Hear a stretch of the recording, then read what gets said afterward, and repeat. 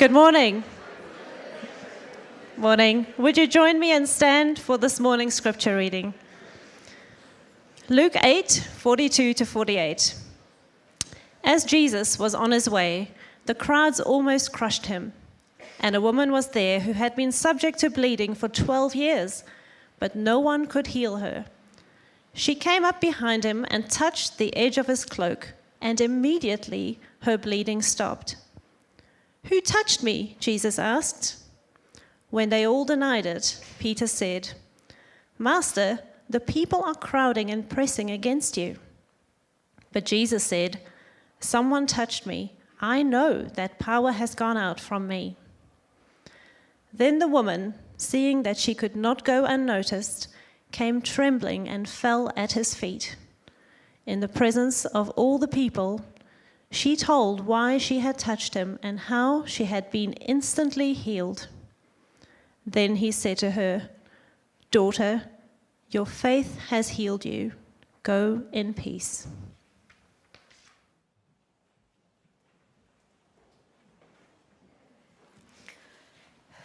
Good morning, TBC family. I hope you're doing well and that you're not too wet. I'm Grace, if we haven't met before. I'm on the team here and I do youth and intermediate stuff, so that's a lot of fun. The last time I preached, I told you all about how I was learning to drive manual. I just felt like you were owed an update because people ask me all the time. The answer is I'm getting better with the actual driving around part. It's just now all the fiddly hill starts and reversing and parking and stuff that I have to master just to get up my driveway because I live in Titirangi. So, still work in progress, but we're getting there. Anyway, this morning, we're continuing on through our Jesus, People and Places series, where we're exploring the stories of a few people that Jesus had life-changing encounters with. And we're meeting them through the mediums of visual and performing arts. This morning, we're spending some time with the woman with the issue of blood, or the bleeding woman, a narrative that's very dear and precious. I love this passage. Jesus meets this woman on his way to somewhere else. It was a side quest. He'd been summoned by Jairus, the ruler of the synagogue, whose daughter was really, really sick. And my understanding is that the ruler of the synagogue was kind of like the local pastor. His job was a little bit of everything, both pastoral, theological, but also logistical in the synagogue. So in one sense, this family was quite a key family in the community. Jairus was at the center of their local gatherings and worship, and time is of the essence. His 12-year-old daughter, basically the pastor's kid, was dying, and he'd asked Jesus to please come. However, Jesus had become a bit of a phenomenon by this point. This passage from Luke 8 was in the thick of his public ministry time. And on this day, as Jesus was on a time-specific mission, he was surrounded by people who had heard of him and these signs and miracles that he had done. Maybe they wanted to see him heal their synagogue leader's daughter too. So it's in the midst of all of this, the urgency, the buzz, the community drama, and the huge, slow, sweaty crowd that we meet a woman. Among the multitudes on that hot, fateful day was me, the unclean. For 12 years, I had endured not just physical pain, but also the indignities that come with bleeding. Doctor after doctor could not cure me of my affliction, and I bled. And to lose blood was to be unclean, was to lose life. I felt I was slowly dying. I was only a remnant of my former self, alone and near poverty, for all the money I had spent on doctors, for all the money I had given to those of little faith. I no longer had friends, no one to comfort me Oh, no shoulder to cry on. I had no laughter to brighten my day. I could no longer stand proud. For 12 years, I moved in pain. I lived in pain. I epitomized pain. Was this what I had become? What I had always been? Oh, the ugliness of my condition defined my very being, abandoned by friends and family, and even Yahweh. Oh, that had been the most difficult struggle with my infirmity. I was unable to enter the presence of God. But Yahweh promised deliverance. I clung to those promises. He had been faithful to my people in the past, cleansing the unclean, healing the broken. Surely he had not forgotten. Surely he would one day make me clean again.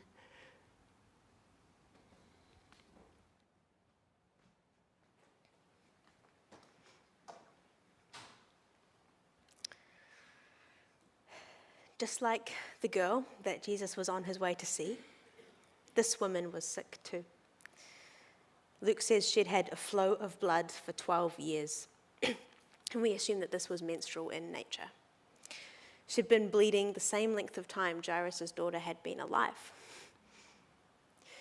For the women in the room, we likely know that menstrual bleeding is uncomfortable, sensitive, and adds extra admin at best. And for some, induces crippling, bedridden agony. For the men, we're going to go there a little bit this morning, so thanks for being supportive. Let's briefly consider her physical state. We don't know her specific condition and what it involved practically, but she would have likely been weak, fatigued, slow, icky, every movement painful. And sounds like it can't have been a simple fix because no one could help her. In the other gospel accounts, we read that she'd spent all her money on doctors with no success. Mentally, what a drain. The anxiety of not knowing what was wrong, or at least not knowing how to get better. The ongoing headache of not being able to participate in everyday life for 12 years. But on top of all this physical and mental strain was the added component of spiritual and emotional strain. Women who were bleeding were ceremonially unclean. They could not participate in temple worship. The law put quite firm restrictions over what women could and couldn't do on their periods for hygienic and protective purposes, to keep them safe in their vulnerability and from having to please their husbands and serve their families in that state. But the law also kept menstrual blood, as well as other bodily fluids, completely separate from temple worship. When we hear the word unclean in this context, we often think it means sinful or with reason for guilt and shame. But we know that sex, reproduction, and all of the things that accompany that process are not sinful in the right context. Having a period is not sinful. God designed these things in such an intelligent and thoughtful way. And if you ever want to discuss a theological framework of the menstrual cycle, I wrote a research paper on it. So, but instead of thinking about unclean as in sinful or something terribly wrong with you or even just dirty, I think a better way of thinking about this is that it was incompatible with the temple presence of God. Those two things could not mix. And part of this is to do with Leviticus's wider theme of needing a process for being made pure in order to be in God's presence, an idea that sets up God's rescue plan through Jesus and helps us to understand our need for God's saving grace. But a big part of this incompatibility at the time was also because God wanted his people of Israel to act and worship him differently to other nations. It was common practice for surrounding nations to participate in fertility rituals and ceremonial sexual practices as ways of winning their gods over. But God's people were to worship him, the one true God, holy and unique, differently. And so the law explains in great detail exactly how all of that was to be kept separate from their worship of him in the temple. I won't go into detail about that, but have a read through Leviticus 15 if you're interested. I will pick us up in a couple of verses in the latter part of that chapter, though. And I'm not doing this just to be hip and provocative. This is what our passage deals with, so we can be brave together. So Leviticus 15, 25 to 27. When a woman has a discharge of blood for many days at a time, other than her monthly period, or has a discharge that continues beyond her period, she will be unclean as long as she has the discharge, just as in the days of her period. Any bed she lies on while her discharge continues will be unclean, as is her bed during her monthly period. And anything she sits on will be unclean, as during her period. Anyone who touches them will be unclean. They must wash their clothes and bathe with water, and they will be unclean till evening. So returning to our woman in the crowd, she's been bleeding for 12 years. Most women would have times throughout the year that they were ceremonially unclean, but this would pass when their period was over and they'd completed the correct waiting period.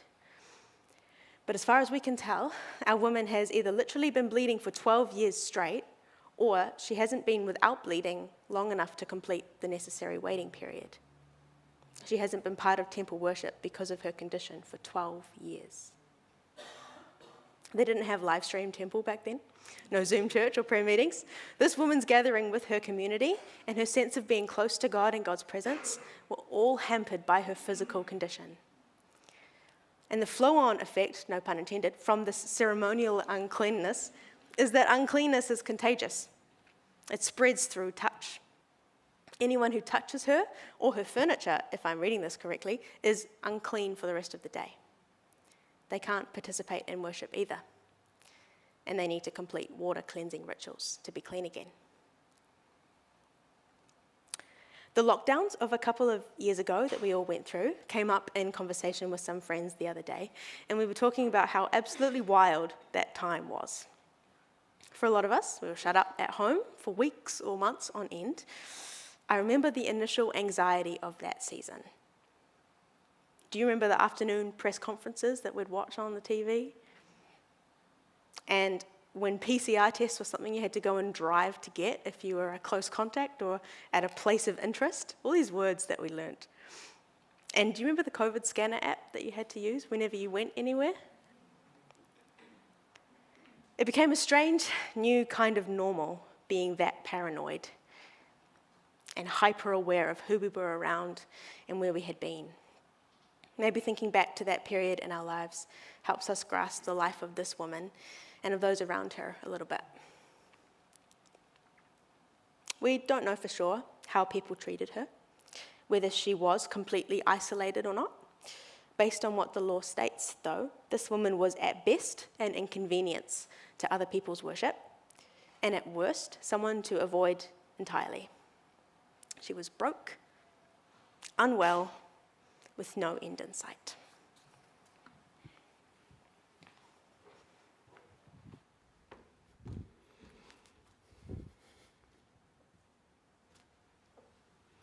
And so, on that day, among the multitudes was me. I knew of this Jesus and the miracles he performed. And when I laid eyes on him, hope rose within me. Could he be the one? The one who came to set the captives free? The one who came to heal the sick and the blind? The promised one? The Messiah? Oh, he didn't have time for me. I knew he was in a hurry. I knew I wasn't permitted to touch him. But I also believed if I could get close enough, I would be cured. So I squeezed and pushed and shoved my way through the crowd of people. Jesus, Jesus, I believe, my heart whispered. If I could just get close enough, I knew I'd be cured. I saw glory in his face, and my faith grew even stronger. Surely, if there was healing in his body, oh, Jesus, I believe. Even touching his clothes would be enough to make me well. it became easier to move through the crowd. It was as if God was parting a way for me, making a way for me. I reached the edge of the crowd, and there he was, Jesus. All I could do was stretch my arms to him. Jesus, if I could but touch his clothes, I stretched and managed to open my weary hands. With my fingertips, I brushed his robe.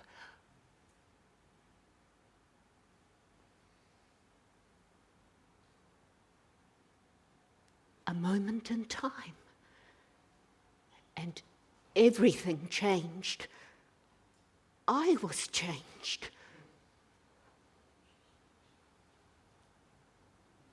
I could feel the power of God. Jesus moving, touching, healing my body. The bleeding ceased, and I stood transformed. He turned. "Who touched me?" he asked, but his eyes met mine. He knew. "Someone touched me. I know that power has gone out from me." He spoke again. Well, his disciples were confused. I mean, everyone was touching him. But he knew. I fell to my knees, afraid, humbled. I confessed. It was me. For years, I've suffered, and I just wanted. "Daughter," he said in a calm, strong voice, "your faith has made you well. Go in peace." Well, someone helped me to my feet, and I stood face to face with Jesus. He looked at me with love, and then he turned and continued on his journey. And there I was, healed. Physically, yes, but more profoundly, I was spiritually renewed. Oh, praises of thank yous and hallelujahs bubbled up inside of me. My once crippled mind, heart, and body were restored, and I could dance again. Oh, my life has a future and a hope. I am free.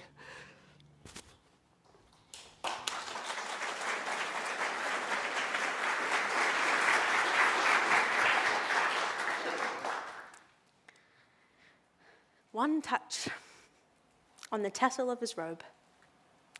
That's the power of Jesus. One moment after 12 years, completely restored. And cast your mind back to all the ways this condition impacted this woman's life, physically, emotionally, mentally, socially, spiritually, completely restored. Something that really strikes me about this encounter is the way Jesus, on his way somewhere else seemingly more important and urgent, stops and insists on finding out who had touched him. Peter's confusion indicates how absurd of a question this was. The number and closeness of people sounds comparable to a mosh pit at a rock concert, maybe East Camp. And yet Jesus needs to stop and speak with this person. I've always assumed Jesus already supernaturally knew who it was, and that he was pulling her out of the crowd for her sake and to jump on the teaching opportunity that had presented itself with the crowd. But the way he asks the question might show us that he genuinely didn't know. Either way, Jesus wanted to make a connection with this person, to have a real encounter, to establish a relationship. She eventually comes forward, likely scared out of her mind, but Jesus doesn't show any signs of disappointment or anger, not even for the secret way that she snuck up behind him. He simply clarifies what had happened, maybe for the crowd's sake, maybe for hers. Your faith has healed you. Go in peace. It wasn't that Jesus is magic and that healing involuntarily drips off him and whoever's touching him, whether he likes it or not. The healing power of Jesus is not like Rapunzel's magic hair in Tangled that brings youth to those that touch it and sing the right song. Peter reminds us in this passage, everyone was touching Jesus. Jesus shows this woman and clarifies with her that God had healed her because of her faith, because of her belief that Jesus was powerful and could change her life. God granted her healing because she came to Jesus in faith. The fact that Jesus noticed that power had left him might be a little strange to think about, perhaps, but it seems to show that her healing came at some kind of cost to Jesus. He felt it happen. He felt the spiritual shift. And when Jesus says that her faith has healed her, that word for healing is not just referring to the physical, but it literally means saved. She was granted not only the physical restoration that she so longed for, but a deeper, all-encompassing restoration. She met Jesus, touched Jesus, and her whole life turned around. Jesus told her to go in peace, to go in wholeness and fullness of life. And to make it all even sweeter, Jesus called her daughter. Remember where Jesus was on his way to? To heal a daughter. He heals a second one on the way. How precious is that gentle address?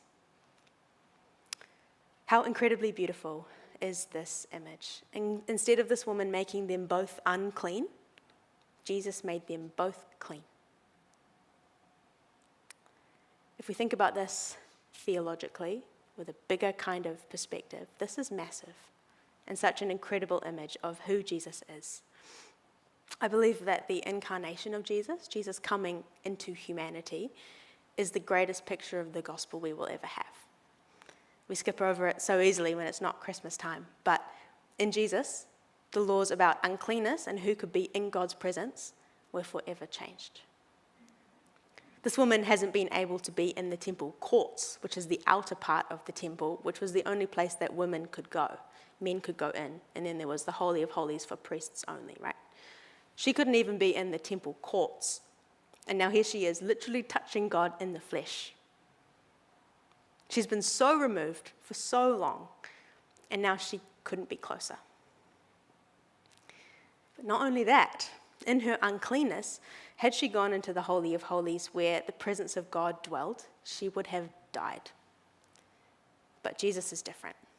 Jesus is God incarnate in the flesh. And now, the unclean touching Jesus, God in the flesh, doesn't equal dead. It equals clean. It equals healed. It equals free. Previously incompatible with the presence of God, now at peace and in relationship with the living fullness of God in Jesus. That's the real miracle here, eh? Yes, how amazing is it that her crippling illness that had plagued her for so long was now gone? How incredible it must be that she's no longer on the edges and outcast in society. What peace she must have. But she has been restored to the fullness of relationship with God, with the presence of God. Nothing keeps her from God's presence any longer. Nothing holds her back from the fullness of life because of the healing and saving power of Jesus that she received by faith. That's the gospel right there, hey? As we've been doing all throughout this series so far, we're going to spend a couple of minutes in silent reflection before the music team lead us again. As we enter that time, I invite you to consider where you're at. What are you carrying? The strain of physical limitations and all the pain, disappointment, and isolation that they can bring. The loss of hope after waiting and praying for something that has not come. The grief of loneliness and rejection. Things that have happened that make you feel incompatible with God's presence, that you're not able to come to Him. Or something else. Maybe you just haven't met Jesus yet. Or maybe you need to meet Him again. What are you carrying? And what might an encounter with our healing Jesus do or change in you? In faith, would you reach out to Jesus and ask Him to heal you, to save you? Whether it's in the way that we pray and hope for, or whether it's in that deeper spiritual way that we don't expect but desperately need. We may not get what we ask for. We can look to Paul's discussions in the New Testament on the thorn in his side alongside this passage. But God knows what our hearts and souls need the most. Jesus. We serve Jesus, who is full of compassion and kindness for those on the edges. Jesus, who's not offended by uncleanness. Jesus, who makes time. Jesus, who is full of healing and saving power. Jesus, who nurtures those tiny seeds of faith in us. Jesus, who speaks to us as God's precious children, son, daughter. Jesus, the one who can make us well. Jesus, the one who changed the laws of uncleanness and access to God forever. Jesus, who heals and saves and brings peace and freedom and hope. Jesus, in whom fullness of life is found. In faith, would you reach out to Jesus? We will have some people on hand, some elders and others to pray with and for you, and they'll make themselves visible near the end of our silent reflection time. Also, feel free to turn to someone close to you and have them pray with and over you. In faith, would you reach out to Jesus?